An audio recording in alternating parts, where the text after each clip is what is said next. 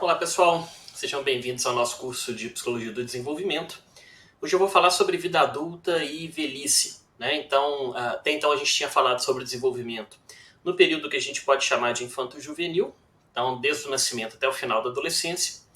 E hoje, nessa aula, eu vou tentar juntar um pouco, né, o que a gente estuda sobre desenvolvimento na vida adulta mais jovem, na meia-idade e na velhice. Então, a gente está dizendo de um período que vai de por volta dos 20 anos, ok? Até o máximo da nossa vida.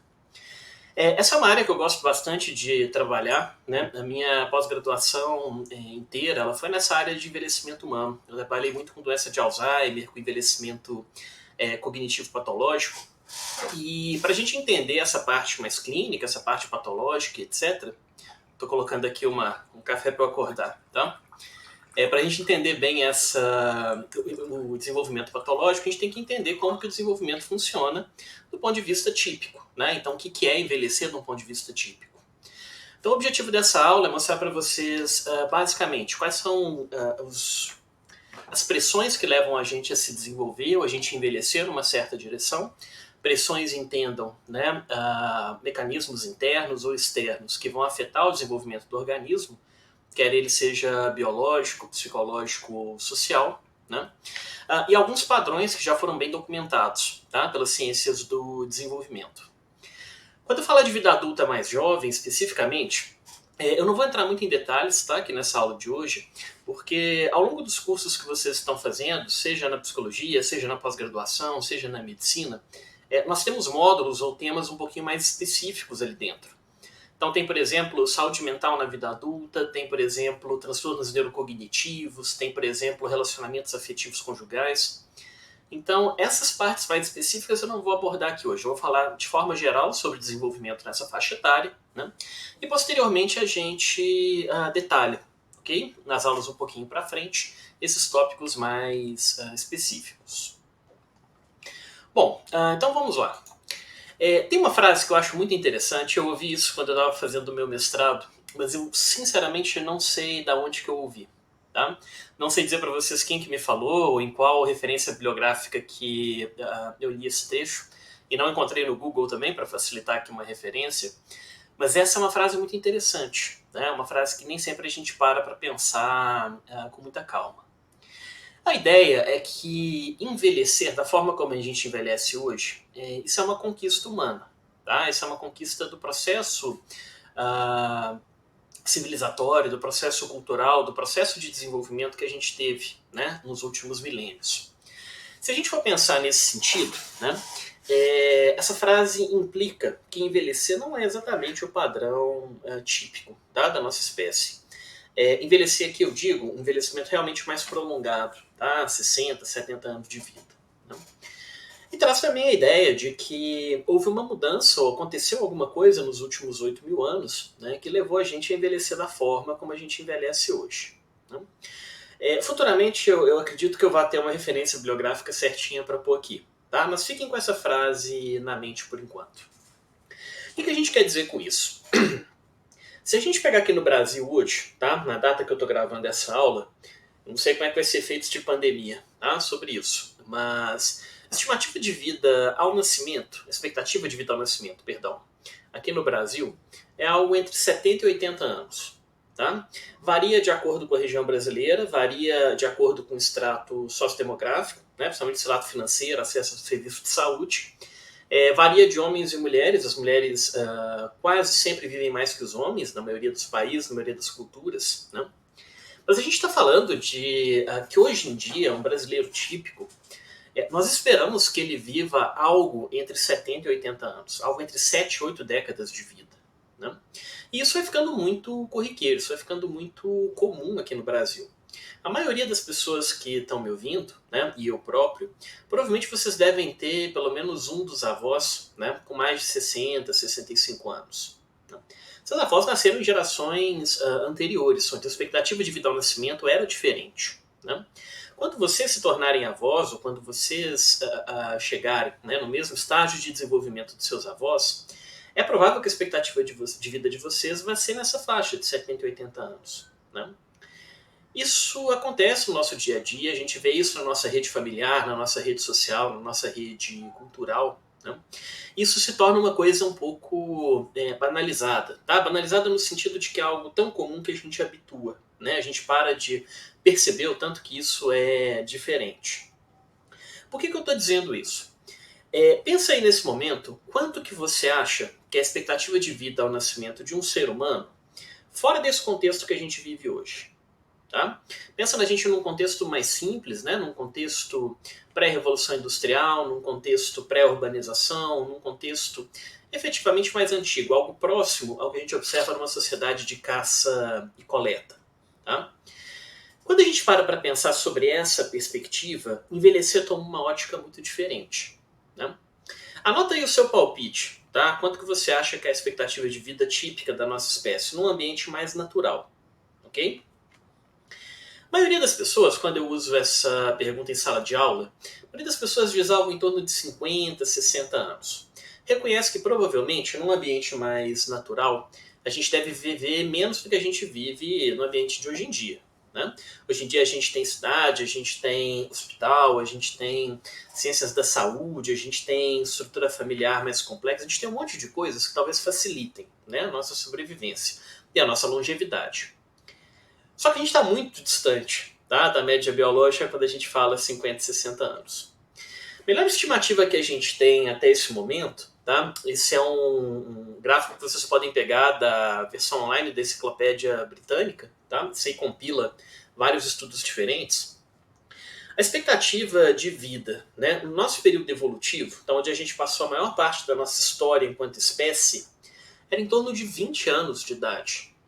Quer dizer que um ser humano médio naquela época, né, tinha uma expectativa de vida na casa dos 20 anos. Obviamente tinha gente que vivia mais, né? Certamente nós deveríamos ter o que hoje em dia nós consideramos idosos, né, acima de 65, 70 anos, também no período neolítico, tá? Certamente tinha. Só que a proporção deles na população certamente não era alta, porque a expectativa de vida era baixa. E a gente está dizendo de um certo momento, né, na nossa história, de um certo contexto, onde a mortalidade infantil era muito alta, principalmente a mortalidade pós-parto, né? Tanto das crianças quanto da gestante. É um padrão que a gente ainda observa em sociedades mais simples, né, de caça e coleta. Né? E o desenvolvimento tecnológico, o desenvolvimento cultural aqui ainda era muito rudimentar. Então a gente sobrevivia basicamente da nossa inteligência mais bruta, né, da nossa cognição mais aplicada ao dia a dia e da nossa proeza física, né, tanto para caçar, tanto para coletar e quanto para se deslocar. Nessa época a gente era nômade, né, a gente não tinha um local fixo, né, de residência. Então a gente basicamente mudava de local, a gente buscava novas paisagens, novos contextos, para adquirir os recursos básicos da sobrevivência, tá? Para adquirir comida, para adquirir água, segurança e coisas assim. Por que a gente falou dos 8 mil anos ali atrás? 8 mil anos é um período onde nós já temos evidências bastante concretas, do ponto de vista da arqueologia, que nós gradativamente deixamos de ser uma sociedade nômade e nos tornamos uma sociedade sedentária. Tá? Sedentária no contexto que a gente vive num determinado local e nós produzimos os recursos necessários à sobrevivência dentro desse local. Então, por exemplo, a agricultura, né, você já tem evidências bastante razoáveis de 8 mil anos atrás, a gente tem uma agricultura mais ou menos estável, né, plantio, colheita, coisas do tipo. Criação de animais, algo na mesma direção. Né? Então, no momento que a gente se torna sedentário, né, de 8 mil anos para cá, a gente acaba produzindo um estilo de vida muito diferente. Né? Se a gente tem o direito, se a gente tem o benefício de poder produzir a própria comida, né, a nossa sobrevivência definitivamente ela aumenta. Né? Você não depende da sazonalidade dos locais para ver se você vai encontrar comida ou não. Então esse é um ponto importante. Né? Ao contrário do que nós geralmente estimamos, assim, num palpite leigo, a expectativa de vida ao nascimento no nosso período evolutivo ela é muito baixa. Tá? E isso vai ter um impacto enorme quando a gente for falar de envelhecimento daqui a pouquinho, tá? Do envelhecimento contemporâneo. Aí a gente pensa, tudo bem, nós desenvolvemos agricultura, nós começamos a desenvolver cidades, nós começamos a desenvolver um sistema de leis mais estruturado. Então, vamos supor que a gente está ali no período bíblico, por exemplo, tá? A Idade do Bronze. Você já tem cidades, você já tem governo, você já tem facções de governo, você já tem lideranças político-religiosas, você já tem alguma estrutura de saúde, mesmo que rudimentar. Não estou dizendo que você deu um grande salto, tá? Cultural, tecnológico, do período neolítico até a Idade do Bronze. Só que a expectativa de vida, né, ela aumentou expressivamente, tá? Do ponto de vista ponderado, em números ponderados, né? Mas ela ainda fica abaixo dos 20 anos de idade. Lembrando que isso aqui é uma estimativa global, tá? Obviamente, dependendo de onde você vive, dependendo de onde você nasceu, a expectativa de vida aqui nesse período pode ser diferente. Né? A humanidade tinha níveis, tem ainda, né? Níveis culturais muito diversos, dependendo de onde a pessoa vive, dependendo de onde a pessoa habita. Tá? Ainda assim, a estimativa que a gente tem aqui nesse contexto, perdão, a estimativa que a gente tem aqui nesse contexto é que a expectativa de vida aumenta, tá? Mas ela não chega nem de longe próximo ao que a gente vê hoje em dia. Tá? A expectativa de vida ainda não é metade do que a gente espera para um ser humano típico hoje em dia. Tá? Ali na Idade do Bronze, por exemplo, se você for no Oriente Médio, né, você já tem cidades organizadas, você tem cidades culturalmente bastante desenvolvidas. Né? Só que se você for em outros locais do globo, se você for, por exemplo, em boa parte da Ásia, se você for, por exemplo, na Oceania, se você for, por exemplo, nas Américas, você tem as culturas, você tem algum grau de urbanização, mas não a logística, não a organização e não o tipo de serviço que as pessoas poderiam usar, como a gente tinha lá no Oriente Médio. Tá? Então isso começa a gerar uma certa desigualdade, okay? Do ponto de vista de expectativa de vida. Alguns locais concentram uma expectativa de vida mais alta e outros uma expectativa de vida mais baixa. De novo, isso vai ter reflexos aqui para frente. Aí nós vamos, por exemplo, para o período grego, nós vamos para o período medieval e nós chegamos na Revolução Industrial. Tá? 3 conquistas enormes. Né? Nós passamos gradativamente a ter uma certa homogeneização da cultura, pelo menos alguns aspectos culturais considerados universalmente desejáveis, tá? Entre aspas. Eles começam a se expandir no mundo. Os países, por exemplo, criam sistemas de governo mais coerentes. Boa parte dos países adotam um regime mais de natureza mais democrática com o passar do tempo. A produção de alimentos ela é facilitada, né? Entre a Idade do Bronze até a Revolução Industrial. As feitorias e a produção de produtos técnicos, produtos culturais, instrumentos, ferramentas, ela se sofistica. Aqui surge ciência, aqui surge a filosofia da forma como a gente a vê hoje em dia, surge as ciências humanas e políticas como um todo. Então são mudanças radicais, tá, no funcionamento cultural, que se refletem sobre a expectativa de vida ao nascimento. Né? Ela chega por volta dos 30 anos de idade, até o final da Revolução Industrial.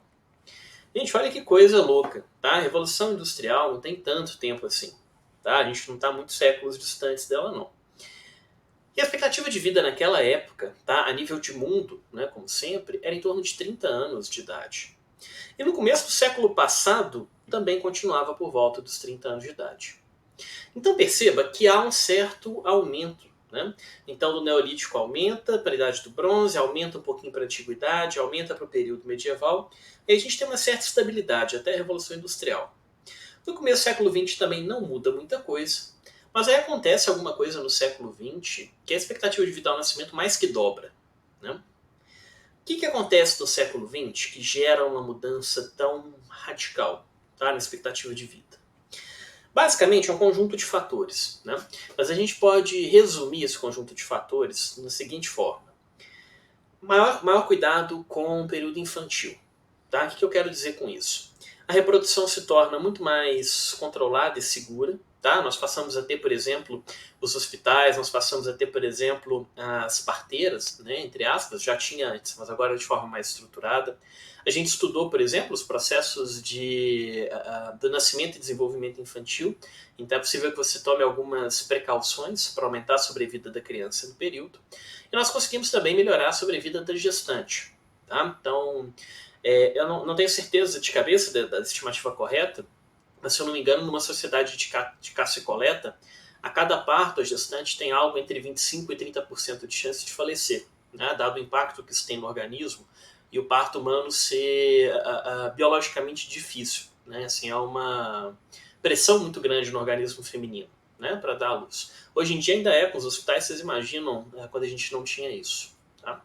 Então você tem ali um melhor cuidado infantil, você tem o desenvolvimento de tratamentos de saúde extremamente eficazes. O que eu quero dizer com isso? Desenvolvimento de antibiótico, desenvolvimento de vacinas, desenvolvimento de medicações várias, principalmente para doenças crônicas. Você tem o desenvolvimento do sistema de saúde como um todo, né, permitindo acolhimento, internação, tratamento e acompanhamento prospectivo dos pacientes. Isso causa um impacto gigantesco. Né? Basta lembrar que 150 anos atrás, por exemplo, né, dependendo do ferimento que você tivesse, se você quebrasse seu pé, né, você tinha um risco enorme, né, de morrer de infecção. E você quebrou o pé. Né? Hoje em dia, acho que é difícil encontrar um adulto ali de uns 40, 50 anos que não quebrou alguma coisa, tá? Nem que seja o dedinho. Antes isso matava. Tá? Hoje em dia isso é muito menos provável de gerar esse desfecho. Tá? A gente tem um cuidado de saúde que permite a gente lidar muito melhor com esse tipo de adversidade. Nós temos também saneamento básico. Saneamento básico é fundamental para aumentar a expectativa de vida. Então você tem locais, por exemplo, com uma coleta coerente, né, de esgoto, com acesso à água limpa, com acesso à água potável, né, um bom sistema de distribuição de resíduos. Tudo isso ajuda bastante, tá? Torna o local que a gente vive muito mais seguro, muito mais higiênico e muito mais livre de doenças. Tá? Provavelmente não é um problema que você que está assistindo esse vídeo tem, né? Mas hoje em dia, cerca de 40 a 50% da população mundial ainda não tem saneamento básico. Né? Olha que coisa assustadora. Né? Eu estou gravando essa aula em 2020, né? Na era da pandemia, na era da Covid-19. Né? E metade da população mundial não tem acesso a saneamento básico. A metade da população mundial, muitas vezes, não tem uma torneira dentro de casa, tá? Para lavar a mão. Então, daqui a pouco a gente chega nesse ponto, mas vão percebendo que essas mudanças culturais, elas são os motores do desenvolvimento e do envelhecimento. Né? Quando eles não estão presentes, é muito difícil a gente fazer isso. E nós temos também mudanças sociais muito intensas, tá? Nos últimos 130, 140 anos. Uma das mais importantes e que favorece bastante a expectativa de vida, para a gente talvez hoje aqui possa ser um pouquinho paradoxal, tá? Pelas imagens que a gente foi construindo com o passar dos tempos. Mas a urbanização foi um dos motores importantes do ponto de vista social para a gente aumentar a expectativa de vida. Quando a gente vivia em sociedades pouco urbanizadas, nós tínhamos um grande problema. Né? O acesso aos serviços era extremamente limitado. Né? Eu me lembro da minha avó materna e do meu avô materno comentando, os dois faleceram, mas com mais de 70, 75 anos, então cumprindo aí uma expectativa de vida mais alta. Né?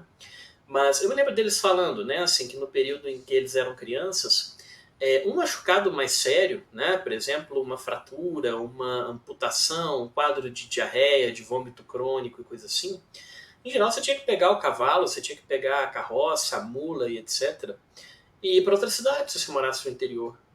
Né? Então você tem um sujeito ali doente, grave, etc., que vai ter que aguentar uma cavalgada ali de 12 horas, 15 horas, 24 horas, para chegar num sistema de saúde que geralmente ainda era rudimentar. Né?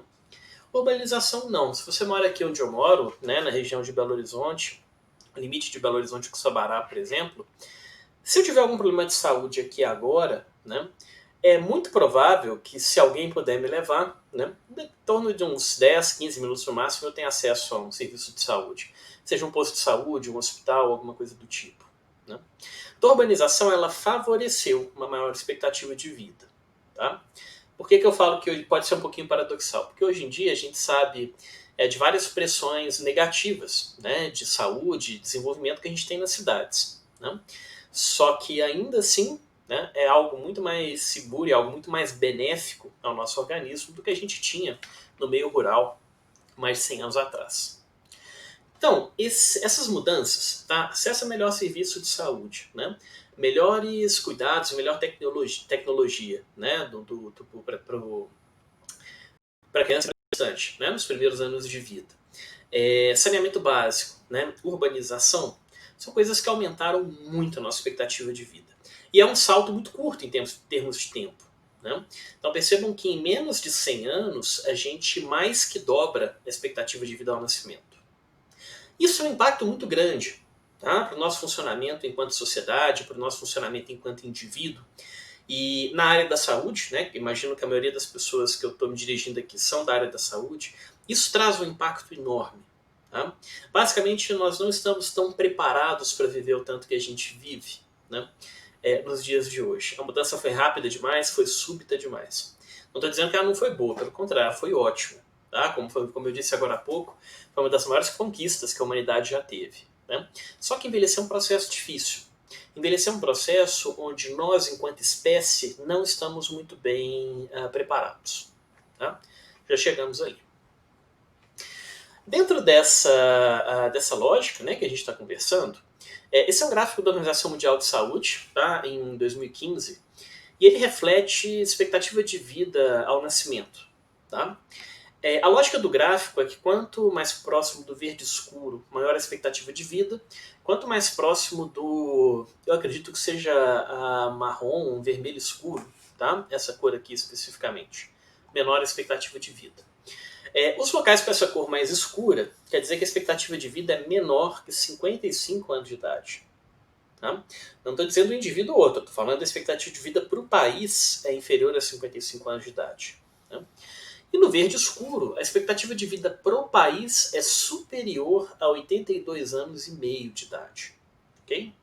Tem alguns locais, alguns bolsões ali no planisfério que vocês não vão encontrar dados, que a gente não tem efetivamente uma estatística segura. Tá? Vários pontos na América Central, alguns pontos no Sudeste Asiático e coisas assim.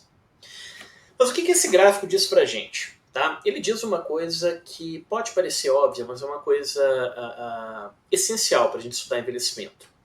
Envelhecer não é a mesma coisa em todos os países. Envelhecer não é o mesmo processo em todos os locais que a gente se encontra.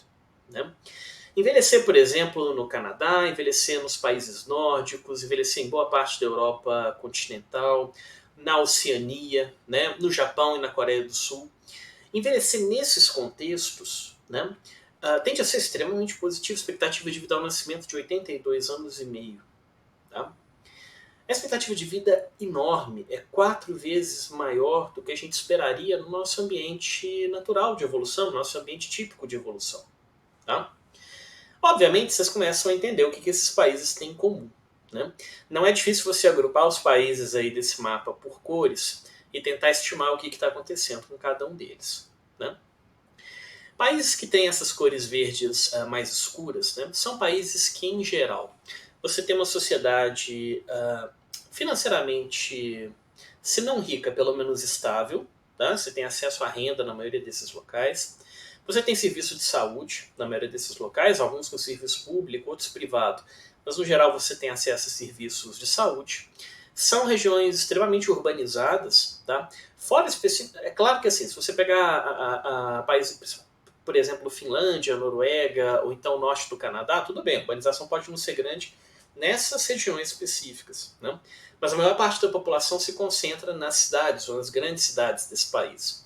Você tem uma urbanização maior, tem saneamento básico praticamente universal em todos esses locais, mesmo em locais mais remotos, né, como alguns países da Oceania, o saneamento básico está presente para praticamente todas as pessoas, dependente de onde que elas vivam, né, que elas vivem.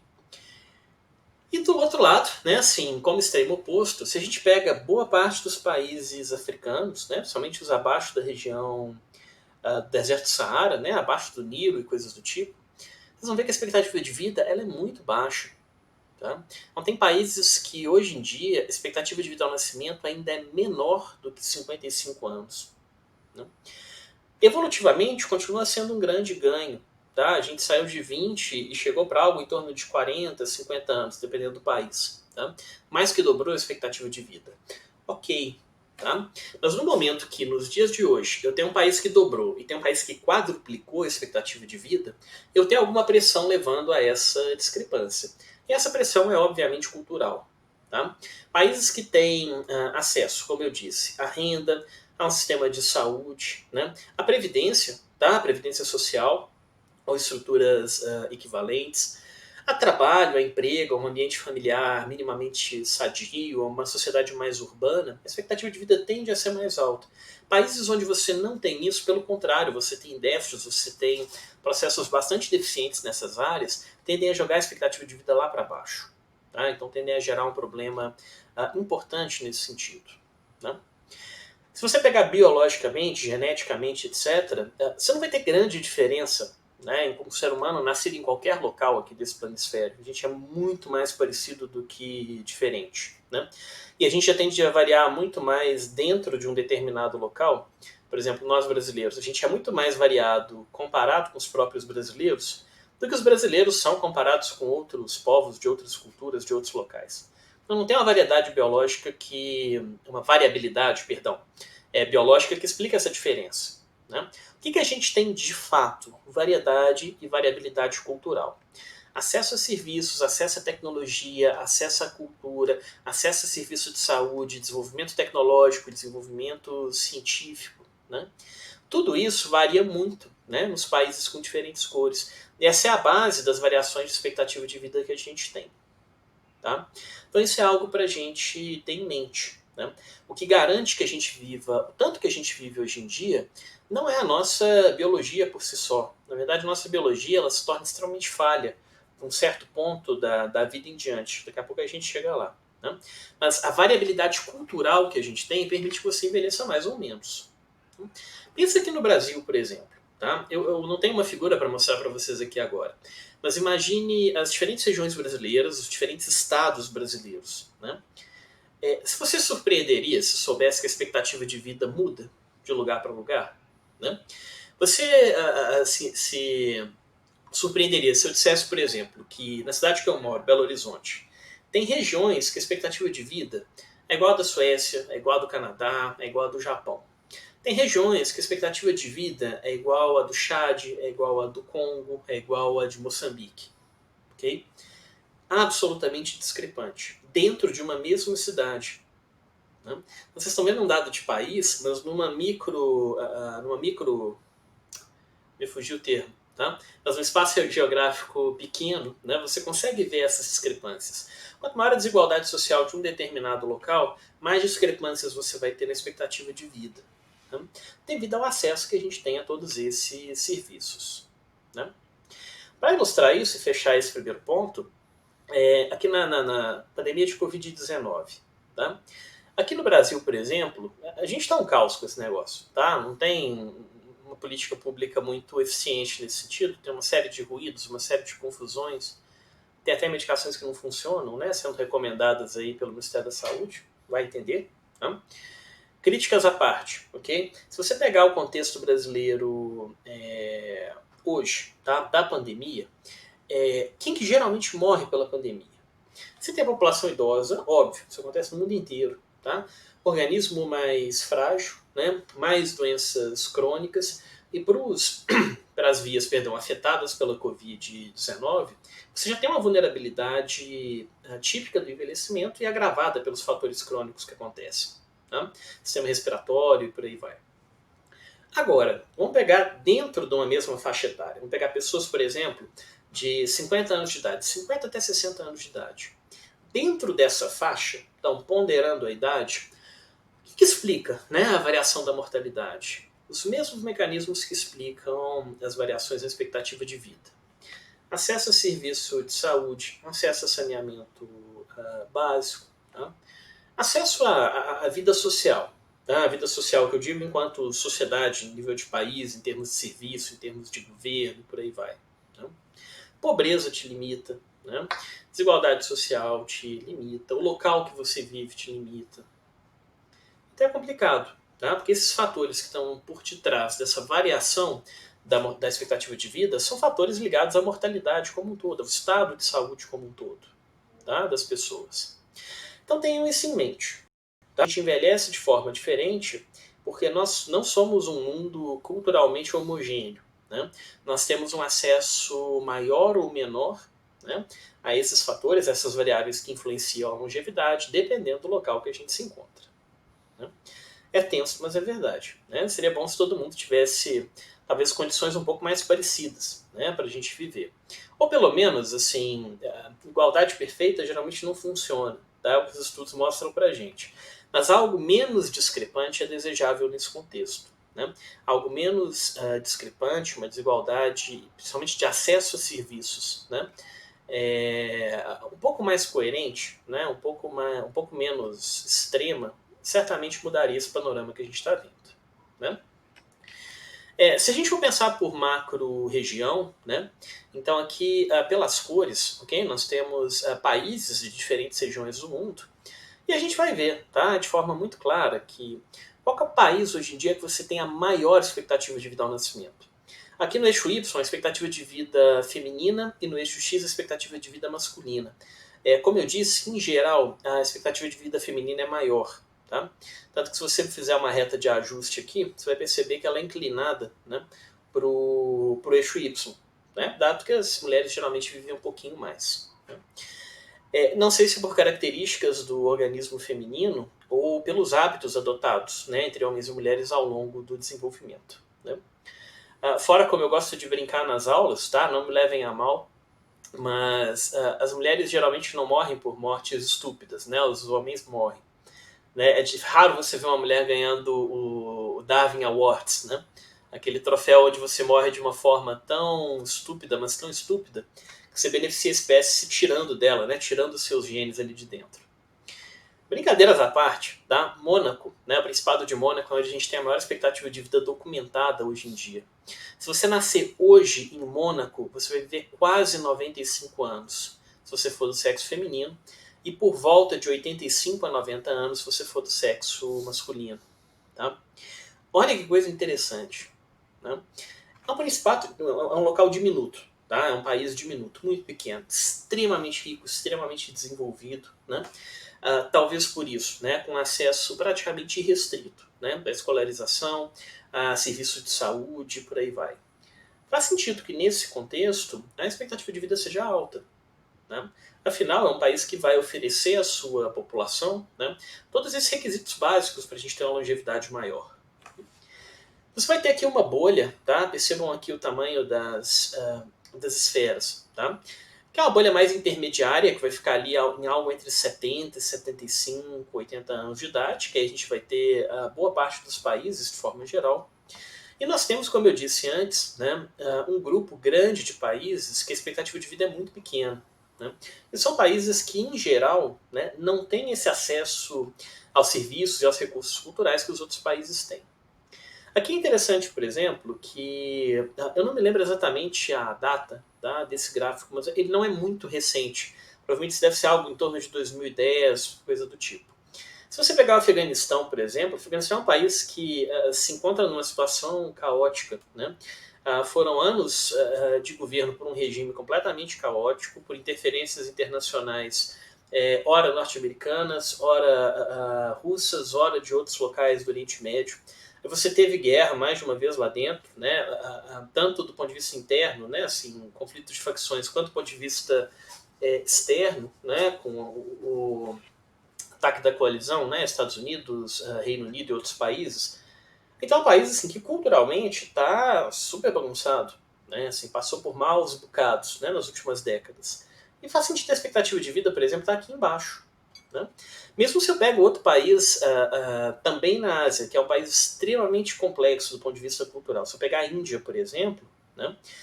Onde você tem extremos, né, de riqueza e pobreza, onde você tem uma carência abissal, né, de serviços sanitários, ainda assim está muito maior que o Afeganistão. Então você ainda tem esses fatores contextuais, esses recortes históricos. Dependendo do que acontece, a gente pode ter um efeito um pouco diferente. Tá? Muito bem. Essa questão do contexto faz toda a diferença. Esses são alguns dados do primeiro estudo que eu mostrei para vocês. E se você pegar, por exemplo, na era medieval, tá? Pegar algo entre 1200 e 1300 depois de Cristo. Né? Então você teria na Europa continental uma expectativa de vida média de 30 anos de idade. E você teria lá na Mesopotâmia, no Iraque, nas regiões próximas, uma expectativa de vida de 45 anos de idade. Salta 600, 700 anos para o futuro, né, século XX. Atualmente, Inglaterra e França, você tem uma expectativa de vida que em torno dos 85 anos de idade. Se você for no Iraque, né, assim, a região que melhor representa a Mesopotâmia, tá? Tem outras, mas o Iraque talvez seja o centro, ok? Desse império, né? Assim, histórico. 69 anos de idade. Então, num local, né, você mais que duplica e no outro você nem duplica. Então você tem ali fatores contextuais, fatores culturais, fatores idiosincráticos de cada região afetando o processo. Bom, estou dizendo isso tudo para fazer uma introdução ao envelhecimento. Tá? Se você for definir operacionalmente o que é o envelhecimento está atrelado a uma ideia de desgaste em função do tempo. Tá? Envelhecimento, numa noção mais abrangente, ele passa a ser mais bem definido no momento que a gente chega na vida adulta, tá? Que a gente chega, entre aspas, no ponto ótimo de desenvolvimento físico, tá? Que é geralmente entre os 20 e os 30 anos de idade. E desse ponto em diante, né, o seu organismo ele começa a perder uma série de funções físicas. Né? Na nossa espécie acontece esse período, outras espécies acontece de forma diferente. Essa perda ou essa desintegração de algumas habilidades, de algumas estruturas, ela gera essa ideia de desgaste. Né? É como se você tivesse construído um organismo até um certo ponto e a partir desse tempo, a partir desse momento, à medida que o tempo passa, o organismo vai se desgastando, né? O organismo vai perdendo a sua coerência, por assim dizer. Tudo bem, é uma definição operacional, tá? Mas envelhecer está atrelado à noção de tempo. E a gente está envelhecendo desde o momento que a gente é concebido. Tá? Desde o momento antes da gente ser ser humano, propriamente dito, a gente já está envelhecendo. Nós somos célulazinhas ali envelhecendo. Tá? Esse recorte da gente falar de envelhecimento da vida adulta para frente é um recorte muito mais prático, tá? Muito mais para fins didáticos do que propriamente para definição conceitual. Tá? Nós temos um campo das ciências que se chama gerontologia, que são as ciências do envelhecimento, né? Mais especificamente do envelhecimento humano. Né? Essa senhora que vocês encontram aí no slide é a Anita Liberalesco Neri, né? Uma professora de gerontologia da Unicamp, se eu não me engano da Faculdade de Medicina da Unicamp, e é talvez a principal referência que a gente tem aqui no Brasil sobre o estudo do envelhecimento humano. Ela tem um livro muito interessante, chama Palavras-Chave em Gerontologia, né? Que é quase um dicionário de conceitos, né? Na área de envelhecimento. É um livro belíssimo, é um livro essencial para quem se interessar por essa área de estudo. Né? E os trabalhos da Anita Liberalesco Neri, eles abordam o envelhecimento de forma bastante global. Né? Seja questões amplas do envelhecimento, sobre o que é o processo de envelhecimento em si, e sendo uma autora brasileira, e talvez a principal representante aqui, como é envelhecer no Brasil. Né? Envelhecer no Brasil é diferente do que envelhecer em outros locais. Né? E é enfatizado o tempo todo que, na nossa espécie, envelhecer não é um processo biológico. Tá? Ele é um processo biopsicossocial. Por que ele é um processo biopsicossocial? Porque você tem, né, o envelhecimento e o desgaste do organismo, da nossa biologia, dos 25, 30 anos em diante. Né? Mas você tem, de forma muito marcante, mudanças psicológicas a nível da cognição, a nível da personalidade, a nível das emoções, e mudanças importantes do ponto de vista social. Né? Nosso papel social, nossas atribuições dentro de uma certa cultura, dentro de uma certa sociedade, elas mudam muito com o passar do tempo. Né? Então a gente não envelhece só em uma das dimensões, a gente envelhece em todas. Né? O envelhecimento biológico ele é mais homogêneo de pessoa para pessoa.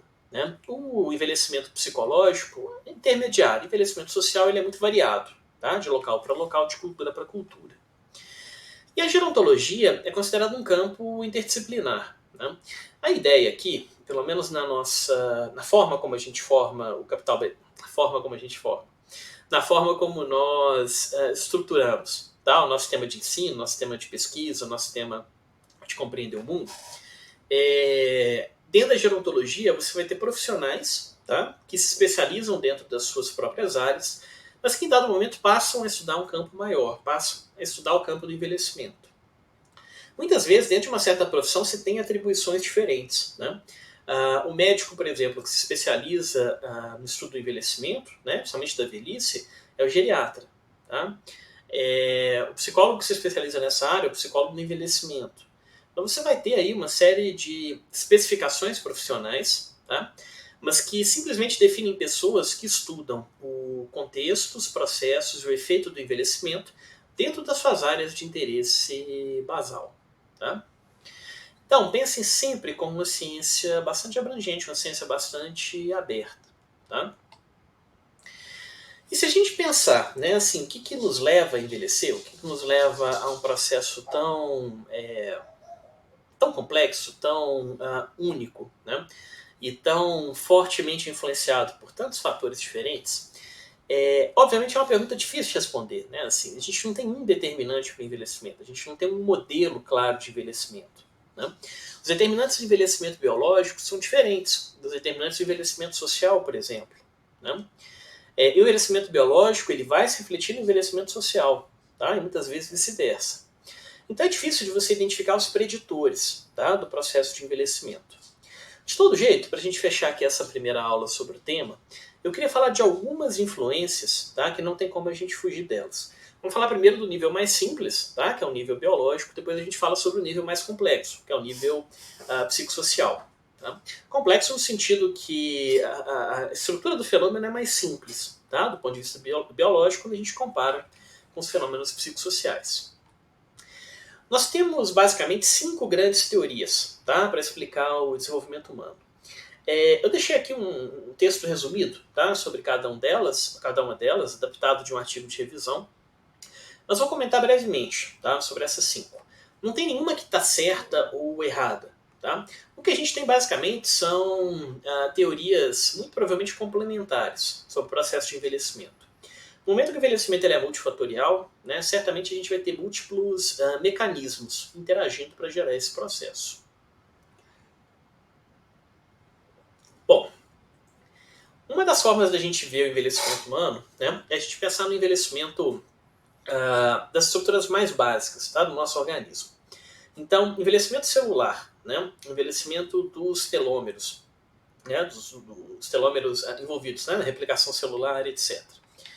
A coerência, né, ou a saúde do nosso DNA ao longo do desenvolvimento.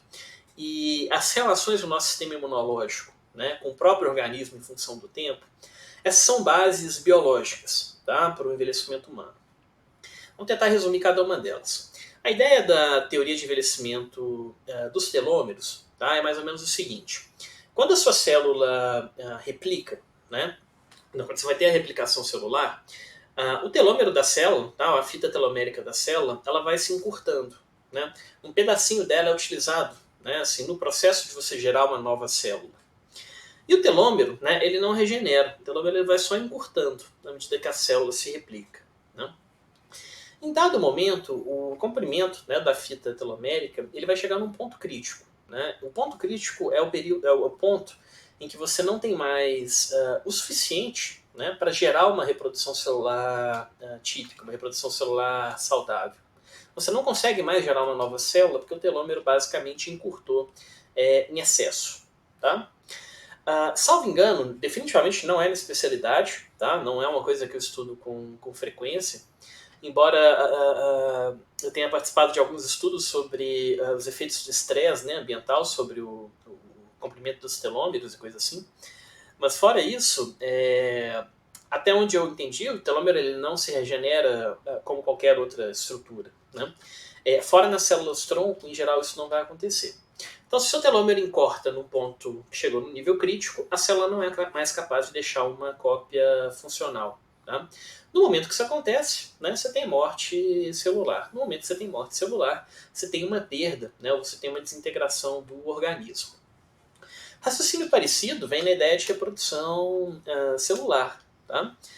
Embora nossas células sejam muito eficientes, tá, em fazer cópias de si mesmas, essa eficiência da célula ela não é a mesma, né, ao longo de todo o ciclo vital. Quanto mais tempo passa, né, mais deficitária fica a reprodução celular.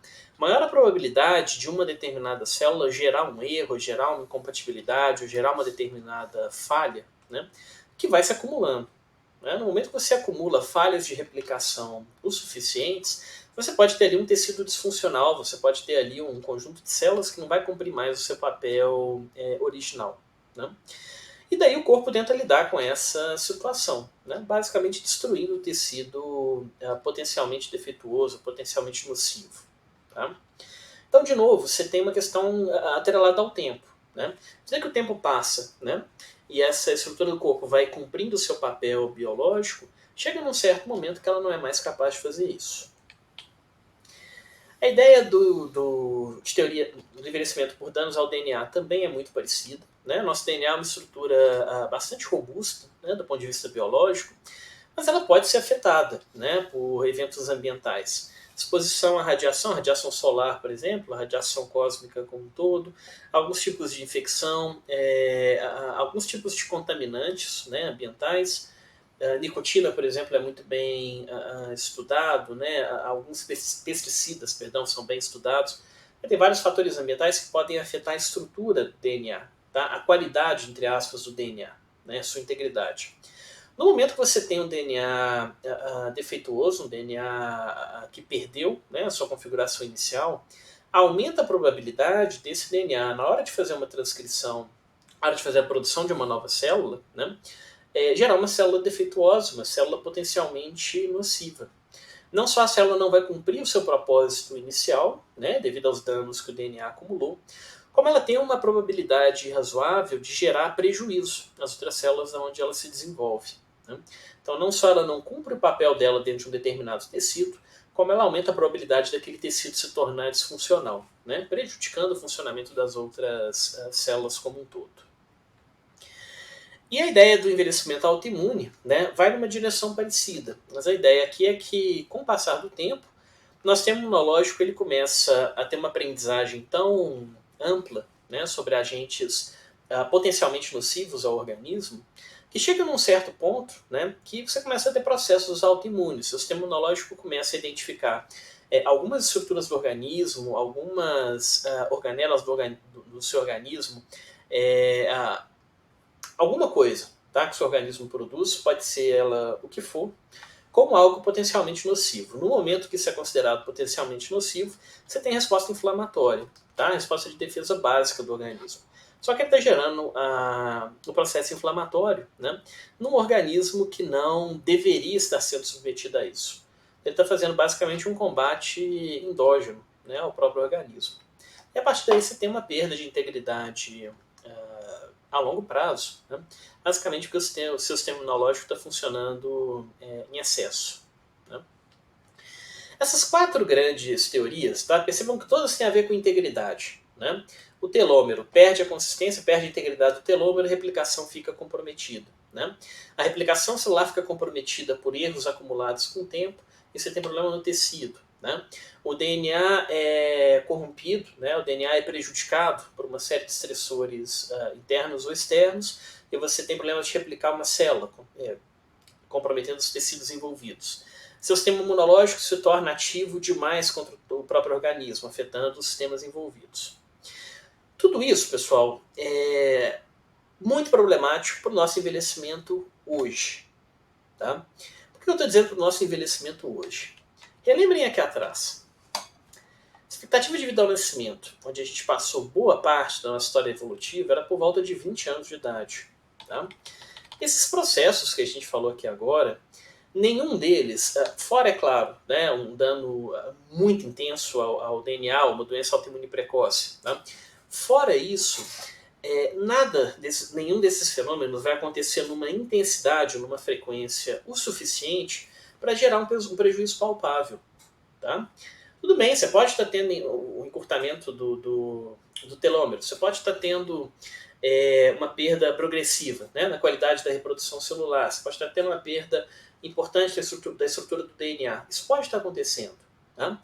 Só que com 2, 3 décadas, muito provavelmente isso não vai ter impacto nenhum no seu organismo, isso não vai ter efeito nenhum no seu organismo. Né? Como nossa expectativa de vida era pequena, né, isso não causava um prejuízo ao fenótipo. Tá? Então, assim, não causava um prejuízo, né, à nossa capacidade de adaptação ao meio, porque a expectativa de vida era pequena. Se a gente não tem um prejuízo nesse sentido, aí vem o Darwin. Tá?